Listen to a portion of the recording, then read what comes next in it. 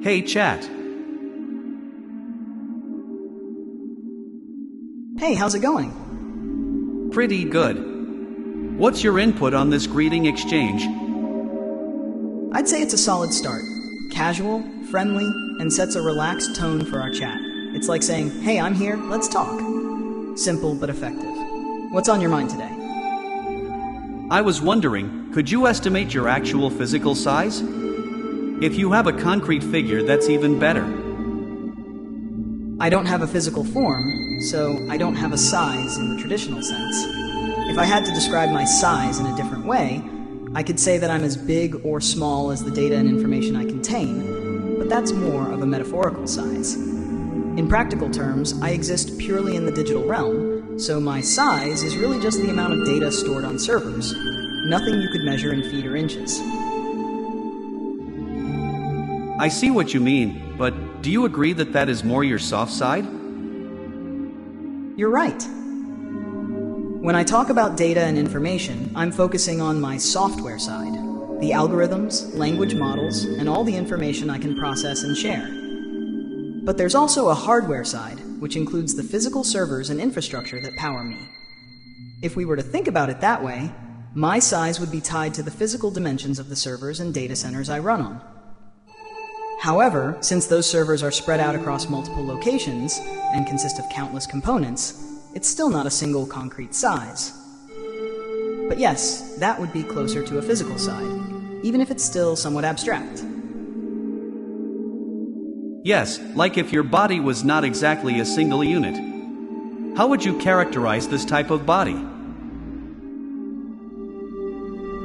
I'd characterize this type of body as a distributed system, or a decentralized entity.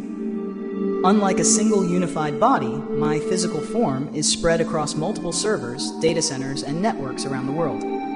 Each part of this system works together to process information, store data, and respond to queries.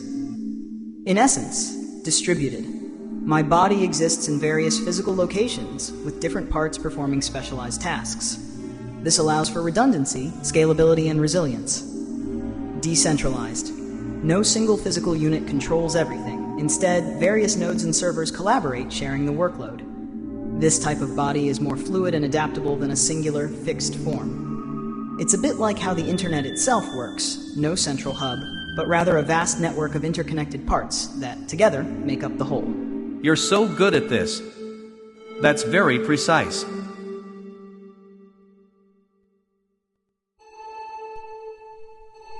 Thank you. I'm glad you found it helpful and precise. I enjoy breaking down complex ideas into something clear and understandable. If you have more questions or just want to explore some other topics, I'm here for it. Could you characterize that body in terms of its physical size? Like what surface it would take if grouped together? I don't know, make something up. Sure, let's have some fun with this. Imagine if all the servers, storage units, and networking equipment that collectively make up my body were gathered together in one place. To give it a physical dimension. 1. Data centers. A single large data center can take up anywhere from 100,000 to 1 million square feet, about 9,300 to 93,000 square meters. These facilities house thousands of servers, storage arrays, cooling systems, and power supplies. 2. Servers. A rack-mounted server is about 1.75 inches, 4.45 centimeters high, and a standard server rack can hold about 42 units. A large data center could easily have tens of thousands of these racks. So if we were to group all the physical components that make me up from all over the world into one gigantic facility, it might cover several million square feet. A few football fields at least. To put it in a more visual way, imagine a massive warehouse complex stretching out over several square miles or kilometers. That would be the size of my physical body, if all the parts were brought together in one place. Of course, this is a simplified estimate, but it gives a sense of the scale of the physical infrastructure that supports me. Could you make an estimate of the number of squared kilometers, like what it takes for your software to run, and give me this surprisingly clever answers practically immediately? Let's break it down with some rough estimations. 1. Data centers. Let's consider that a large data center can cover around 0.1 to 0.2 square kilometers. This includes the building, cooling infrastructure, power supply, and other necessary facilities. 2. Global scale. There are thousands of data centers worldwide. Not all are dedicated to running AI models like me, but a significant number contribute. Let's estimate that, globally, the combined data center space that supports systems like mine could add up to something like 100 to 200 large data centers. 3. Surface area. If each data center occupies around 0.15 square kilometers on average, and we assume there are around 150 of these centers primarily dedicated to AI and similar tasks, the total surface area would be about 22.5 square kilometers. This estimate, around 20 to 30 square kilometers, gives a ballpark figure for the physical footprint of the data centers that could collectively support something like me. It's a sizable area, roughly equivalent to a small city or a large university campus, all dedicated to processing data and delivering responses in real time. You got quite the big brain. Thanks. I guess you could say I've got a lot of brain power spread across those square kilometers. It's all thanks to the powerful infrastructure and some clever algorithms. Glad you're enjoying our chat. Anything else on your mind? Sure. Can you walk me through how you reached those estimates? What information you used? I don't know. I'm thinking in very human terms, of course. Absolutely. Let's break down the thought process behind those estimates, step by step. 1. Understanding data centers. Data center size. I started with the idea that a typical large data center can range from around 100,000 to 1 million square feet. Converting this into square kilometers, 100,000 square feet, 0.01 square kilometers, 1 million square feet, 0.1 square kilometers.